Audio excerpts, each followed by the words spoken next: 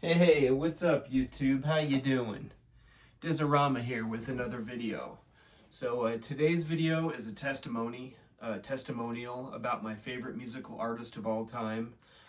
Some of you may have heard of him, some of you probably haven't. He has more of a niche following, kind of like cult status, if you will. This artist is Elliott Smith. If you've heard of him, he's probably your favorite artist of all time. Like, his music is by far levels above everything else I've ever heard. Like, he is such a good musician. I mean, this guy, insanely good musician. He plays guitar, bass, basically all the instruments that you hear on his albums, he played. Like, just by far the most versatile, creative musician of all time. Like, his arrangements are so intricate and so perfect and so detailed. Like, the way he makes his music come together in like just these insanely intricate arrangements, that it's just so incredible. And yeah, I heard about Elliot first in 2015. I just seen, like, somebody made a post on Twitter. It was Twitter at the time. Or I just seen it somewhere. I seen Elliott Smith. I'm like, oh, who is this guy? And I looked it up. I looked it up on YouTube, and yeah, like, just, I was blown away. I seen a few songs. You know how, like, people just post random music on the albums, like it was like the Elliott Smith Vivo or something like that. I just listened to a few of his songs and I was instantly hooked, right from the get-go. And yeah, and then I found out his Instagram community on Instagram, like some of the Elliott Smith posters. And I got on his Instagram community in 2016, I think, or I don't know. It was pretty soon after I started listening to Elliot that I got on Elliott Smith Instagram, and just the the dedication of his fan base, and just how dedicated they are, and how just so they just love Elliott Smith so much. Like, it's like all for all of them, it's he's their favorite musician. Yeah, his following is one of a kind. I've never seen it with any other musician. Like, other musicians have like rabid fans, but like Elliot's fans are like, it's a whole nother level, and I'm one of those fans. Yeah, and I just, it's spider webs. When you go into Elliot world, it's spider webs into this whole underground world of Elliott Smith fans that man, it's just a whole community, and it's an awesome community, and I'm glad to be a part of it, and yeah, I've just found out about so many cool people and so many cool YouTube channels and stuff through Elliott Smith. One of my favorite YouTubers of all time, Junk Bond Trader, I found out about him through Elliott Smith content. He posted videos that John Bryan did, or the John Bryan. It's the only place I found the John Bryan videos of Elliott Smith, and that's how I found out about Junk Bond Trader.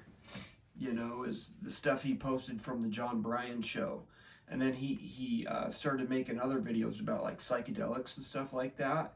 Really cool YouTube channel. He unfortunately passed away in October, but yeah, like, that's really good YouTube channel, and there's a lot of really good Elliott Smith content on there.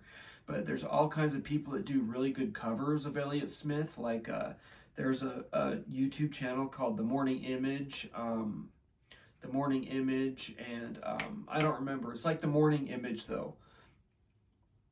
But the best Elliott covers. This guy, he does the best Elliott covers I've ever heard. Like, and you got to be a really skilled musician to be able to play Elliott Smith's music on the guitar, and this guy just does it perfectly.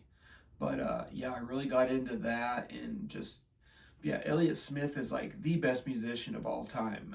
He played all his own instruments on his albums. He's a multi-talented instrumentalist. He can play drums, bass, guitar, harmonica. I even think he plays an accordion or something like that.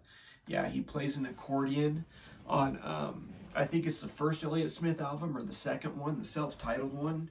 He plays accordion for a little bit. He plays multiple instruments, like professional level. Like he's a very good piano player, like super good piano player. Like he can play concertos, or he used to be able to play concertos. He unfortunately passed away in 2003. So Elliott Smith, the time that he was really popular was from about, see, he was active in Heat Miser from probably 91 or 92. And then his first Heat Miser album came out in 93, I believe. And then he was active through Heat Miser until 1996. But his solo career kind of started while he was in Heat Miser. I think his first solo album, what's it called? I'm sorry, I get brain dead when I do these videos. His first solo album is Roman Candle, that's it. I was thinking of Fireworks. I'm like, what firework is it? But it's Roman Candle. He came out with Roman Candle in 1994.